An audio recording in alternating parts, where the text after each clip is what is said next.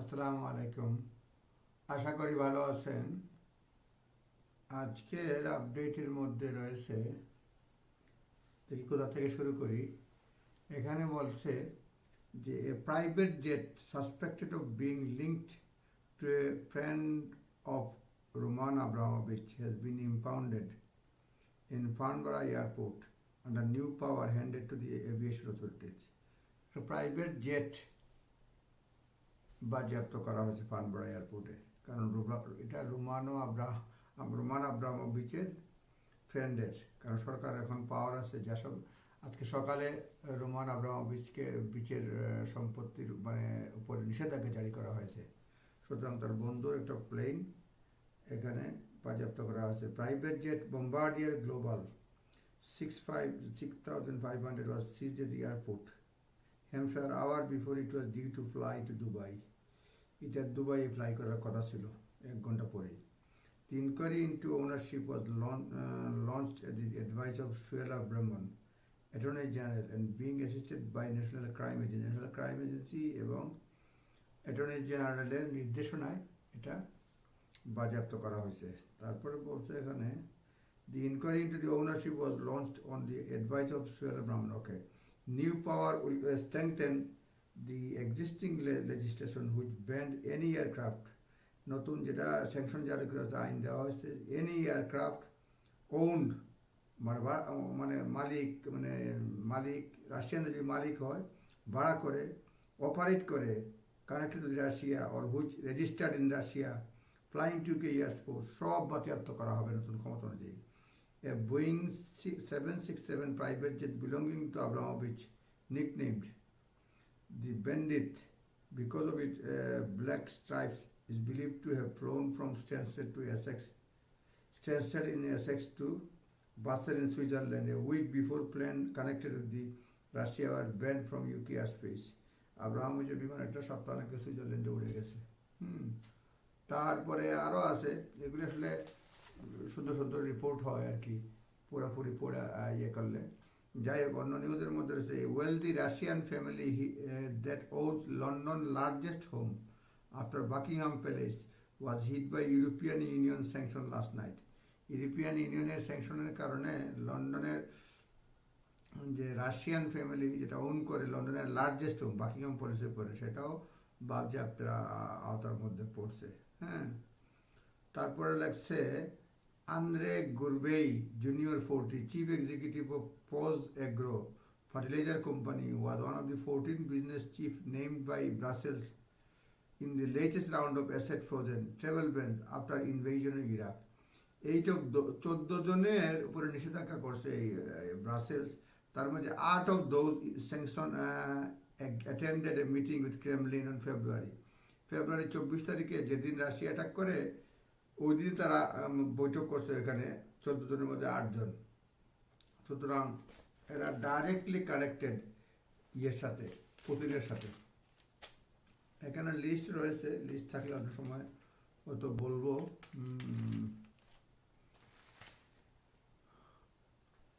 Zelensky tells NATO, Zelensky নেটোকে বলছে যে stop playing ping pong and give us fighter jet. এটক ডং ডাং বন্ধ করো, পিং পং বন্ধ করো, আমাদেরকে ফাইটার জেট দাও, নেটোকে বলছে Zelensky. President Zelensky has asked NATO to stop playing ping pong, and United States rejected a plan to send Polish combat aircraft to Ukraine. এবং এই যে পোল্যান্ডের এয়ারক্রাফট ইউক্রেনে পাঠানোর জন্য যে প্রস্তাব, এটা জাতিসংঘ আমেরিকা বাতিল করে দিয়েছে, সাপোর্ট করে নাই, রিজেক্ট করছে। Poland and US are loggerheads over who should deliver the warplane and run at the risk of Russian retaliation. Polish officials accused the American of backtracking of agreement to shoulder responsibility for the scheme. On Tuesday night, Poland blindsided Washington with a surprise proposal to give 28 MiG-29 to the US in the expected that they would be overhauled at the Ramstein Air Base in Germany and sent on the Ukraine. It also called their allies to follow suit. পোল্যান্ডে বলছে যে আমরা আমাদের পুরাতন রাশিয়ার তৈরি 28টা MiG আছে, এগুলি আমরা ইউক্রেনকে দিয়ে দিব। সে ইউক্রেনে ডেলিভারি এবং এটা আমেরিকায় হ্যান্ড ওভার করবে এবং আমেরিকার কাছ থেকে কিছু মানে আনবে, অন্য ধরনের যন্ত্রপাতি আনবে। এখন বলা হচ্ছে যে পোল্যান্ড তুমি 28টা মিগ-29 দিবা ইউক্রেনকে, ইউক্রেনকে না দিয়ে তুমি জার্মানিতে কেন ডেলিভারি করতে চাও? তখন মানে পোল্যান্ডকে বলছে, যে পোল্যান্ড বলতেছে এখানে আমরা যদি ডাইরেক্ট আমরা ইউক্রেনকে ডেলিভারি দেই তাহলে মানে রাশিয়া আমাদের উপরে অ্যাটাক করে ফেলতে পারে, এজন্য আমরা জার্মানিতে দিলাম, জার্মানি থেকে আমেরিকা এগুলি চালাক আর আমাদেরকে আমেরিকা অন্য কোনো কিছু দিয়ে দেখ, অ্যাটলিস্ট আমরা হেল্প করলাম। এটা শেষ পর্যন্ত আমেরিকা মানে নাই। হ্যাঁ, কোয়েশ্চেন আনসার হচ্ছে যে Paris to plans to give Ukraine all পোল্যান্ডের 28টা মিগ-29 কমব্যাট এয়ারক্রাফট মানে দিতে চাইছিল কিন্তু নেয় নাই। What do we know about the discussion সম্পর্কে আমরা কি জানি?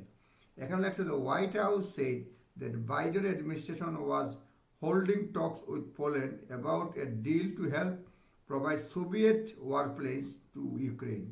Under the plan, all Soviet MiG-29 to Ukraine and then replace them with US-made F-16. মানে পুরাতনগুলি দিয়া হেল্প করতে চাচ্ছে আর আমেরিকা F-16 তাদেরকে পোল্যান্ডকে দিবে। মোট কথা আবার বলি, এদিকে তো মানে মানে জটিল হয়ে যাবে। একটা হচ্ছে যে ইউক্রেনকে সাহায্য করা, সেই জন্য পোল্যান্ড বলছে আমাদের সোভিয়েত ইউনিয়নের তৈরি ওই সময় তৈরি 28টা মিগ-29 আছে, এগুলি দিয়ে দিই ইউক্রেনকে, ইউক্রেনে হেল্প করুক, তোমরা আমেরিকাতে প্রথম দেবো, আমেরিকা পরে ইউক্রেনকে দেবে। তো যখন এটা দেওয়ার প্রস্তাব দিচ্ছে তখন আমেরিকা এটা মানে নাই, বলছে না আমরা এগুলো করবো না। পোল্যান্ড একদম ফ্রিও দিচ্ছে না, বলছে আমরা ইউক্রেনকে দিয়ে দেবো 28টা মিগ-29, তোমরা আমাদেরকে F-16 আমাদেরকে দিয়ে দিবা, নতুনগুলো পাওয়া যাবো। যুদ্ধ কাজে লাগলো কিন্তু তারা ইউক্রেনকে দিতে রাজি না। আচ্ছা, এখানে কি বলছে? এখানে বলছে যে why did Poland say, foreign ministry said that it would hand over the aircraft to US airbase in Germany and they would be placed at the disposal of government of United States America. They asked other NATO allies to do the same. এবং Poland একই সঙ্গে অন্যান্য নেটোর allies যারা রয়েছে তাদেরকে একই মানে পথ অনুসরণ করার কথা বলছে। Poland is ready to immediately establish the conditions of purchase of US plane. The Polish government also requests other NATO allies, owners of MiG-29 jet, to act the same way. তারপরে বলছে পোল্যান্ডের প্রাইম মিনিস্টার বলছে যে we have always stressed the Poland is not part of this war. Poland এই যুদ্ধের অংশ নয়, NATO is not part of this war, NATO এই যুদ্ধের অংশ নয়, and that's why any discussion on the supply of offensive weapons should be taken unanimously by the entire alliance. সকল অ্যালায়েন্সে মিলিয়ে যৌথভাবে সর্বসম্মতভাবে নেওয়া উচিত। Y did Poland want send the jets Germany not in Ukraine? কেন ইউক্রেনে না দিয়ে জার্মানিতে দিতে চাইছে? এই ক্ষেত্রে প্রশ্ন উত্তর লিখতেছে Poland wanted the US or NATO to decide whether to send the jets to Ukraine, a move likely to be regarded as the provocative by Russia. If the jets are flown from Germany, it takes the pressure of Poland. হ্যাঁ, Germany থেকে উড়ে যদি ইউক্রেনে যায় তাহলে এটা পোল্যান্ডের উপরে প্রেশার কমবে। সুতরাং পোল্যান্ড একটু ভয় পাইছে, হেল্পও করতে চাচ্ছে, F-16 দিতে চাইছে কিন্তু একটু ভয় পাচ্ছে, এই জন্য তারা ডাইরেক্ট না দিয়ে জার্মানিকে দিতে চায়, জার্মানি থেকে গিয়ে অ্যাটাক করুক বা ওই দেশে সেটাই বলতে চাচ্ছে আর কি।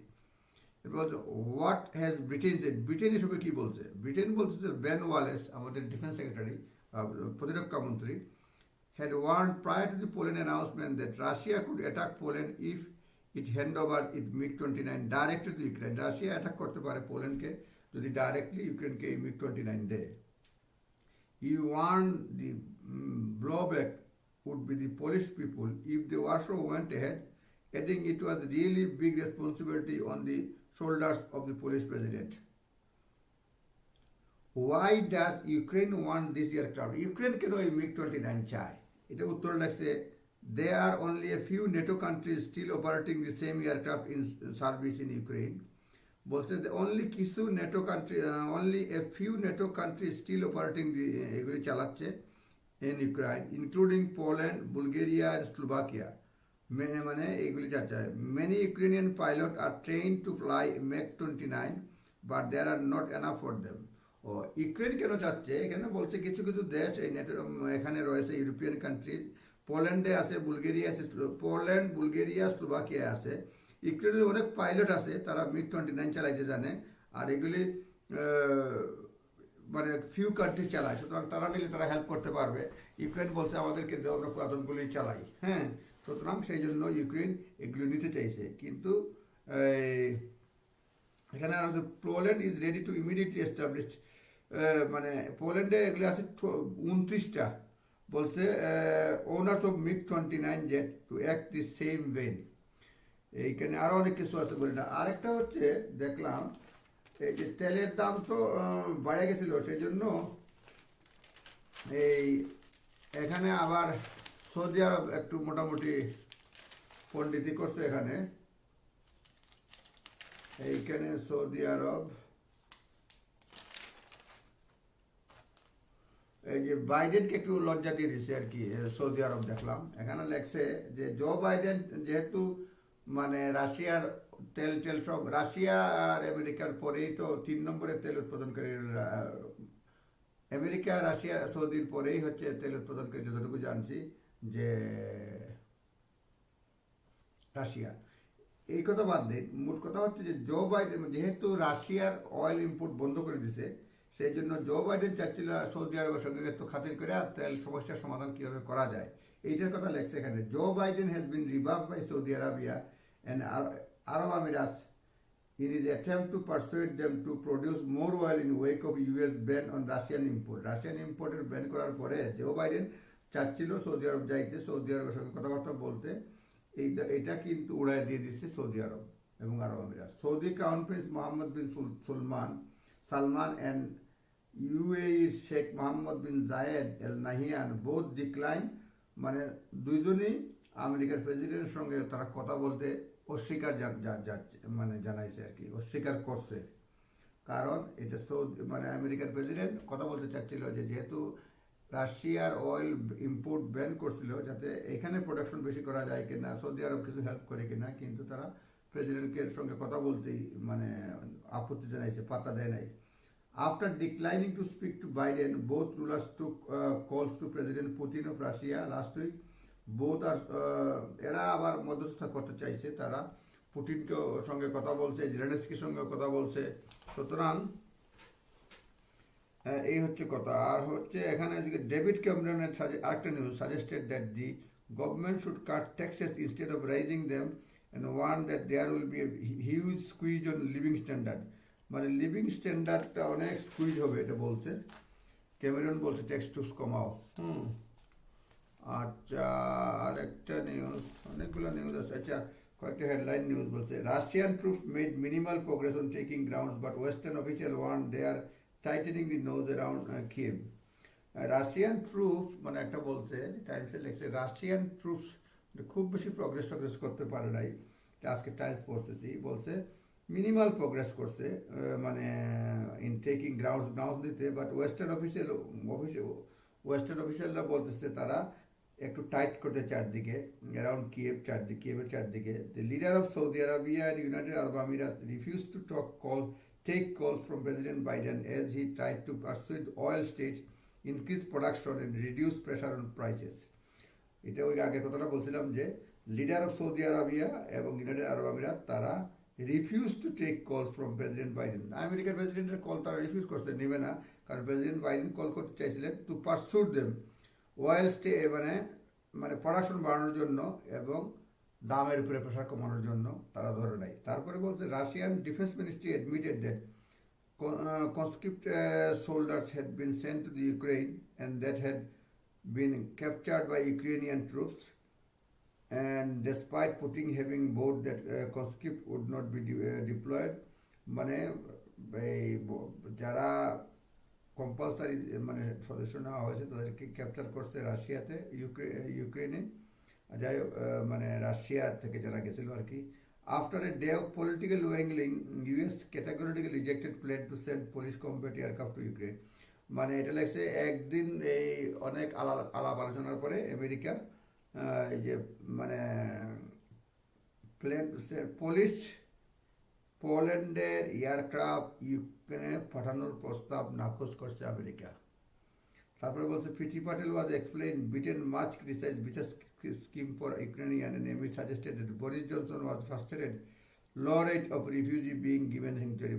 Boris Johnson frustrated হয়েছে যে খুব কম সংখ্যক মানে রিফিউজি দেওয়া হচ্ছে, যদিও আজকে বলা হয়েছে আপনার প্রীতি প্যাটেল বলছেন যে অনলাইনে অ্যাপ্লিকেশন করা যাবে যারা আসতে চায় বলতে যে লিস্টেড ক্যাটাগরি মানে ইউক্রেন একটা স্কিম ঘোষণা করছে, স্কিম ঘোষণা অনুযায়ী যারা আসতে চায় তারা অনলাইনে অ্যাপ্লাই করতে পারবে, এটা প্রীতি প্যাটেল আজকে বলছে।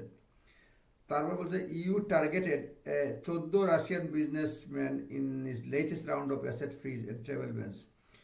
মানে ইউরোপিয়ান ইউনিয়ন টার্গেট করছে 14 জন রাশিয়ান ব্যবসায়ী যাদেরকে অ্যাসেটটা ফ্রিজ করবে, বাজেয়াপ্ত করবে এবং ট্রাভেল ব্যান নিষেধাজ্ঞা, ভ্রমণ নিষেধাজ্ঞা জারি করবে। তারপরে টার্গেট করছে এরপরে এখানে লেখছে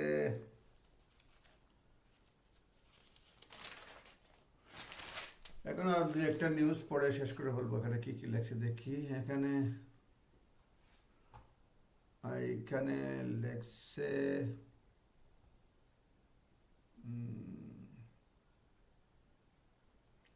আচ্ছা people can welcome refugee on to own homes. এরপর লেখছে প্রধানমন্ত্রী বলছেন Ukraine war people can welcome refugees in to own homes. বলছে Boris Johnson has defended the UK's response to the refugee crisis, said an upcoming scheme will allow Britons to take Ukrainians into their homes. নতুন একটা scheme ঘোষণা করতেছে প্রধানমন্ত্রী বলছেন যে British নাগরিকরা বলতে পারে আমি একজন রিফিউজি রাখবো, এরকম করে রাখতে পারবে।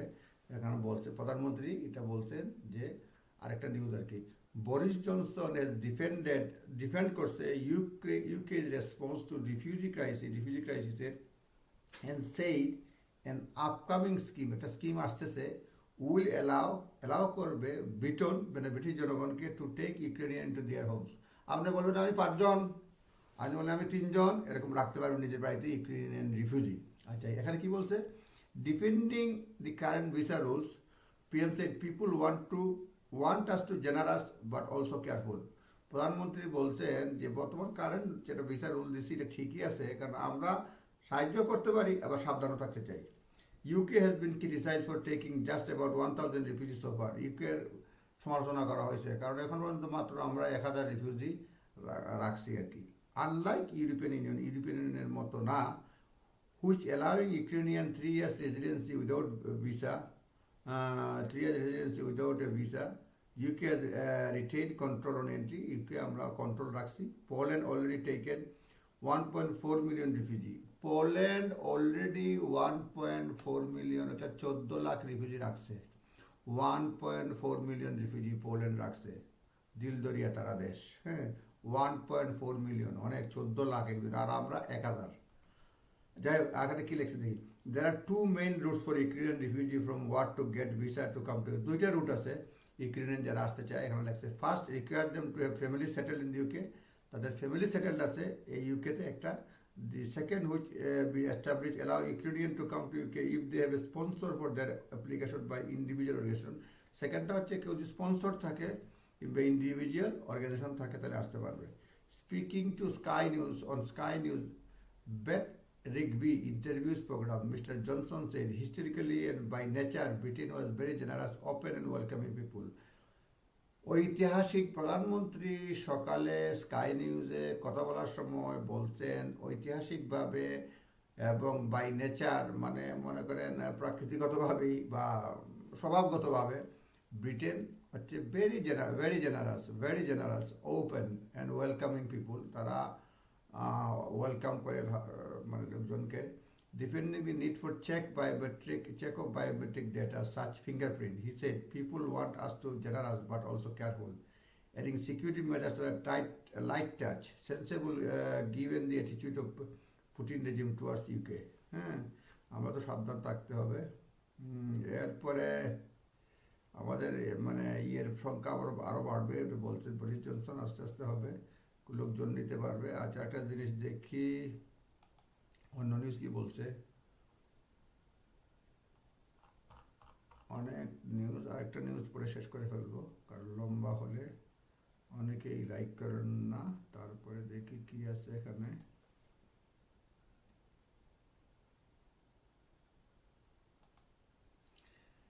এই নিউজটা পরে শেষ করব। Farmers warn Ukraine war will hit UK food prices. কৃষকরা বলছে এই ইউক্রেনের যুদ্ধ আমাদের খাদ্যদ্রব্য মূল্যের উপরে আঘাত হানবে। UK food prices will rise as a result of war in Ukraine. The National Farmers Union warned, farmer union বলছে যে এই যুদ্ধ আমাদের খাদ্যদ্রব্যের মূল্য বাড়বে এই কারণে। Some 30% of world weight comes from Ukraine and Russia. Export will stop during the conflict. হ্যাঁ, ইউক্রেন এবং রাশিয়া থেকে গমের 30%, ওয়ার্ল্ডের 30% গমের সাপ্লাই হয় ইউক্রেন এবং রাশিয়া থেকে। ইউক্রেন এবং রাশিয়া থেকে সারা বিশ্বের যে ডিমান্ড তার 30% গম এগুলি আসে। যুদ্ধের কারণে এক্সপোর্ট টেক্সপোর্ট হবে না, যান বাঁচানি ফরজ। In addition the price of gas, এর বাইরে গ্যাসের দাম use to heat greenhouse to make fertiliser short. গ্যাসের দাম বাড়ছে, যেগুলি গ্রিন হাউসে ইউজ করা হয় টু মেক ফার্টিলাইজার, এটার দাম বেড়ে গেছে। সুতরাং এরপরে in a letter one the disruption of food production supply chain, ফুডের production supply chain ability and affordability of food in shops could last 4 years। Disruption কয়েক বছর চলতে পারে, সুতরাং দাম টাম তো বাড়বেই। তারপরে আজকের কথা বাড়াই না। UK feed wheat prices already 39% up March 21 at 269 pound ton, 79 pound. যাই হোক, মোট কথা একটা লাগছে, Russia and Ukraine produce 80% of world sunflower oil export and 20% corn export according to the United Nations Food and Agriculture Organization. Russia এবং Ukraine sunflower oil ওয়ার্ল্ডের 80% তারা এই দুই দেশে উৎপাদন করে, যার ফলে এই যুদ্ধের কারণে মোটামুটি সব কিছুর উপর প্রভাব ফেলবে। আমি একদিন সুযোগ পেলে প্রায় ফুডের উপরে কী হবে, অন্যান্য কী হবে, একদিন বললে হয়তো ভালো লাগবে। এখন তো শুধুমাত্র পড়লাম, আজকে আর না, অনেক ভুল হলে ক্ষমা প্রার্থী। ধীরে ধীরে পত্রিকা পড়লাম, বিবিসি এবং টাইমস, ভুল হলে আবারও ক্ষমা চাচ্ছি। আপনারা ভালো থাকবেন, সুস্থ থাকবেন, আবারও কথা হবে, দেখা হবে। আসসালামু আলাইকুম ওয়া রাহমাতুল্লাহ।